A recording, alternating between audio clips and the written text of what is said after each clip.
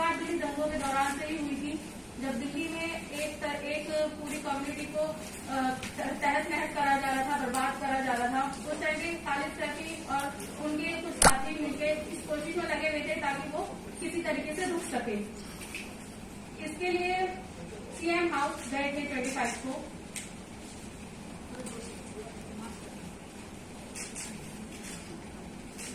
25 को जब CM house गए थे तो सीएम हाउस पे हम लोगों को रोका गया पुलिस के द्वारा।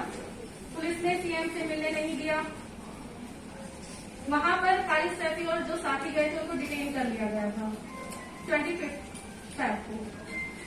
जब कुछ घंटे बाद उनको रिलीज कर दिया, पर उसका कोई मतलब नहीं निकला क्योंकि सीएम से मिलने नहीं दिया गया। कहा कि बिजी हैं, नहीं मिल सकते, बट उनको इतना ज्यादा बिजी थे कि वो आम जनता का सीएम अपने आप को कहते हैं, पर आम जनता से मिलने का उनके पास वक्त नहीं था। 25 को इतनी अफरा तफरी मच रही थी, फिर मेरे हस्बैंड का डिटेन हुआ। उसके बाद हम लोग घर आए, हमारे यहाँ पर भी हंगामा हो रहा था। नेक्स्ट पूरी रात उन्होंने कोशिश करी कुछ डॉक्टर्स के साथ मिलके कि जहाँ पे दंगा हुआ है वहां पर दवाइयां, बैंडेज या किसी तरीके से कोई एम्बुलेंस पहुंच सके। इसी तकरीबन पूरी रात निकल गई इसी चीज में। नेक्स्ट डे मॉर्निंग में जब हम लोग उठे नाश्ता करने के बाद हमारे यहाँ पे खुरेजी में अफरा तफरी मचनी शुरू हो गई। ये बात बहुत क्लियर है कि वहां पे कोई दंगा नहीं हुआ, जो कि मीडिया बता रहा है कि खुरेजी में भी दंगा हुआ था। वहां कोई दंगा नहीं हुआ। 26 को मेरे हस्बैंड के पास कॉल आता है कि प्रोटेस्ट साइट पे पुलिस ने क्रैकडाउन करा है, वहां को तोड़ा गया है, उस प्रोटेस्ट साइट तोड़ी गई है, तो आप आ जाइए यहाँ और किसी तरीके से ये सब रुकवा दीजिए। तो हमारे इलाके में वो एक जिम्मेदार इंसान है। एक बार प्रोटेस्ट साइट पर रात को 3 बजे पुलिस ने क्रैकडाउन करा था, जिसमें खालिद सैफी खुद गए थे। तो उन्होंने उस रात में वो लाइव वीडियो चलाया था जो काफी वायरल हुआ है। उस वीडियो के एवज में उनको वो टारगेट पे थे हमारे वो जगतपुरी थाने की तरफ से, क्योंकि वहां पर सारे बड़े ऑफिसर्स आए थे रात को। कब्रिस्तान में घुस के प्रोटेस्ट साइट की लाइट काटी गई थी। तो ये सब एक मामला था जिसके बाद प्रोटेस्ट कुछ दिन चला था।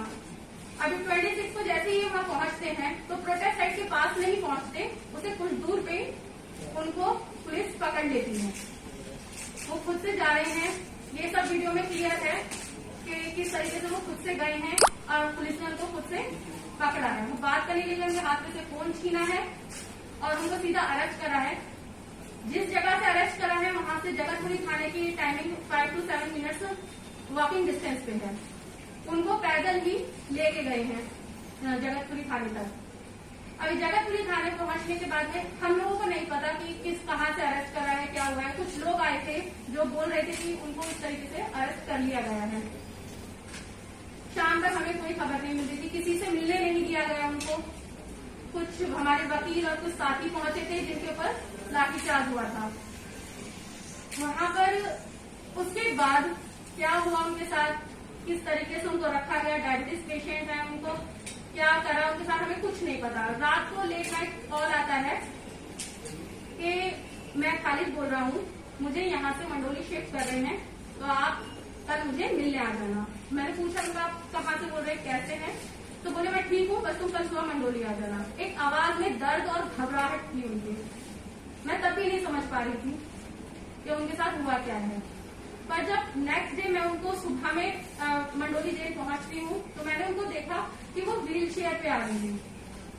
उनके दोनों पैरों पे प्लास्टर है, उनके हाथ में प्लास्टर था, उनके हाथ पैरों पे डंडे के निशान थे, मारने के निशान थे, उनका चेहरा नोचा गया था, उनकी दाढ़ी उखाड़ी गई थी जो कि आगे के बाल नहीं थे, माथे पे आगे से बाल टूटे हुए थे, उनके आगे बाल नहीं थे, टूटे हुए थे, उनके चेहरे पे ऐसे खसोटने के निशान थे। तो ये सब वो चीजें हैं जो मैंने खुद से देखी हैं। ये खालिद ने जब तक कुछ भी नहीं बताया था और मैं एकदम शॉक हो गई थी उनको फर्स्ट डे उस दिन देखकर। मैं मुझसे पूछा भी नहीं गया उनसे कि आपको क्या करा, कैसे करा, बस मैं उनको देखती रही कि कुछ समझ में ही नहीं आ रहा था कि उनको किस चीज का बदला मिला है या उन्होंने ऐसा क्या करा है जो ये सब हुआ। दूसरा केस, दूसरे के बाद तीसरा केस, जैसे ही कोई मामला होता तो वो तीसरा केस, दूसरा केस, इस तरीके से वो केस लगा दिए उन लोगों ने। और तीनों ही केस एक ही चीज के, दिल्ली दंगों के। अभी कुछ टाइम से हम लोगों की बातें होनी शुरू हुई हैं और मैं भी लास्ट टाइम मिलके भी आई थी उनसे, तो मैंने उनसे बहुत सारी चीजें डिटेल में पूछी थी, उनको किस तरीके से टॉर्चर करा गया। अभी टॉर्चर में आधा से पौना घंटा उनको 8 से 9 पुलिस वालों ने बेइंतहा मारा है। उनको लाठी से, पट्टों से, पैरों से, उनको पहले नीचे वाले कमरे में रखा गया था। खालिद ने बताया कि मुझे बाहर से आवाजें आ रही थी, शायद मेरे लिए लोग आवाज कर रहे थे वहां पे कि रिहा करो, पर जैसे ही वो लोग वहां पे भीड़ बढ़ने लगी तो उन्होंने लाठीचार्ज कर दिया। गुस्से में आए, मुझे ले जाकर ऊपर वाले कमरे में बंद कर दिया। मैंने उनसे कहा कि एक साफ कपड़ा दे दो ताकि मैं यहाँ पे नमाज पढ़ लूं, तो उनके अल्फाज थे कि अभी रुक जा, भी नमाज पढ़ाते हैं। बाद में 4-5 पुलिस वाले आते हैं, आते ही सीधा उनको मारने लग जाते हैं, बेइंतहा मारते हैं। उन्होंने बोला कि मैं एकदम ऐसा बेहोश सा हो गया था। एक पुलिस वाले ने उसमें से उनकी दाढ़ी खींची और दाढ़ी खींच के उनके हाथ में बाल आ गए थे, तो उसने बोला कि ले अब हमने तेरी दाढ़ी भी खींच ली, अब बता तू क्या करेगा, और बनाएगा वीडियो और करेगा नेतागिरी। तो ये उनके अल्फाज थे, ये उनकी हैवानियत थी। हैवानियत सिर्फ यहाँ मारने पीटने पे नहीं रुकी, उनको खींच के बाथरूम में ले जाया गया। वहां पे एक टब में पानी था, उनका बार बार चेहरा पानी में डाला जा रहा था, उनके चेहरे से, नाक से खून निकल रहा था, पर वो यहाँ भी नहीं रुके। उसमें से एक पुलिस वाले ने दूसरे पुलिस वाले को बोला कि इसके ऊपर पेशाब कर। तो मैंने एकदम शॉक होकर पूछा क्या ये बात ये करा उन लोगों ने? तो बोले मुझे कुछ नहीं पता ये करा कि नहीं करा, मैंने सिर्फ ये सुना। पर वो इतनी हैवानियत में उतरे हुए थे, अगर कर भी दिया होगा तो कोई बड़ी बात नहीं, क्योंकि वहां सब कुछ पानी पानी हो रहा था। उन्होंने ले जाके दोबारा दूसरे कमरे में डाला जहाँ पे बड़े ऑफिसर्स कोई पुलिस वाले आए थे। उनको बार बार चिल्ला रहे थे, डायबिटीज पेशेंट है, उनको सुबह नाश्ता जो घर से करके गए थे उससे लेकर रात तक उन लोगों ने उनको पानी तक भी नहीं दिया। वो बार बार अपने लिए हेल्प मांग रहे थे कि मुझे किसी तरीके से, मुझसे चला नहीं जा रहा, मुझे व्हील चेयर ही दे दो। पर वो लोग हंस रहे थे, लगातार हंस रहे थे उनके ऊपर, मानो कि वो ये कह रहे हो कि और उठाएगा लोगों के लिए आवाज, और करेगा प्रोटेस्ट। बस उनकी ये हंसी ही चल रही थी। बल्कि उनको जब अरेस्ट करके ले जा रहे थे तब भी उनसे ये बोला था आज अब तुझे हम बड़े वाले अपने बड़े अफसर से मिलवाते हैं। जब इन्होंने बोला कि क्यों मिलवा रहे हो, कहाँ ले जा रहे हो, तो कहने लगे चल आज तेरा एनकाउंटर करेंगे। उसके बाद उनको हॉस्पिटल ले जाया गया। हॉस्पिटल ले जाते में उनसे ये बोला गया था कि पुलिस तुम्हें डॉक्टर्स को ये नहीं बताना कि ये तुम्हें टॉर्चर करा गया है, बता देना कहीं गिरे हो, इस तरीके से ये चोटें लगी हैं भीड़ में। रात में जब उनको हमें लगा कोर्ट के अंदर पेश करेंगे, हमारे कुछ मेरे भाई अपने जेठ वगैरह गए थे, उनको ये बोला गया कि अभी डॉक्टर के यहाँ गए हैं, अभी घर में, अभी वो वहाँ थाने जाएंगे, फिर वहाँ पे कोर्ट जाएंगे। पर उनको कोर्ट में पेश नहीं करा गया, एक अलग कोर्ट लगी थी पार्किंग में, तो उनको पार्किंग में ही पेश करा गया। अब पार्किंग में जब पेश करा तो जज साहब से वो और कस्टडी चाहते थे उनकी, शायद इस बार उनको मारने का ही इरादा हो। पर जज साहब ने जब उनकी हालत देखी और उन्होंने भी जज साहब को सारी हकीकत बताई कि किस तरीके से उनको टॉर्चर करा गया है, तो जज साहब ने बिल्कुल इनकार कर दिया कि इनको मंडोली जेल शिफ्ट करेंगे, जेसी देंगे। तो जज साहब को उन्होंने बोला कि मुझसे खड़ा नहीं हुआ जा रहा, मुझे व्हील चेयर, तो बोले कि वहीं व्हील चेयर भी मिल जाएगी।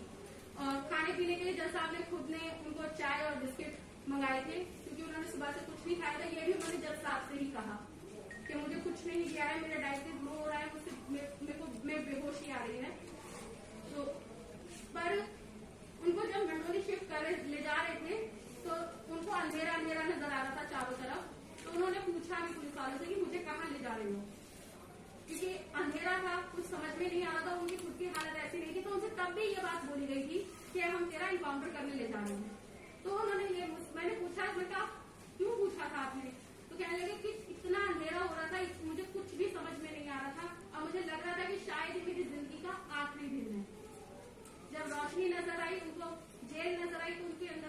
बताई कि चलिए अब मंडोली जेल शिफ्ट कर देंगे। अब रही बात मंडोली जेल की, तो कुछ साथी होते हैं या यूं कहिए कि खुदा भेज देता है आपकी हेल्प के लिए। वहां पर लोगों ने, मैं जब खालिद से मिली थी तो उन्होंने मुझे एक लाइन बोली थी कि जेल के अंदर लोग